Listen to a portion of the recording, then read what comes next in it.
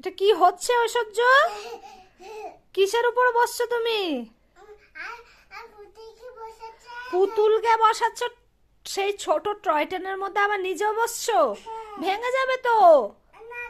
তোমারই জায়গা হচ্ছে না ওখানে, আবার পুতুলকে দেখে দেখে ভেঙে যাবে। দেখি ওঠো, ওঠো, দেখি তো ওঠো। ভেঙে গেছে নাকি দেখি। দেখুন ওর কাণ্ড। এটুকু একটা ট্রেনের উপরে নিজে বসবে, আবার পুতুলকেও বসাবে। দেখুন, ভেঙে যাবে না টয় ট্রেনটা? পুতুলের ঘাড়ের উপরে বসে গেছে তো। জায়গা নেই তবু বসবে।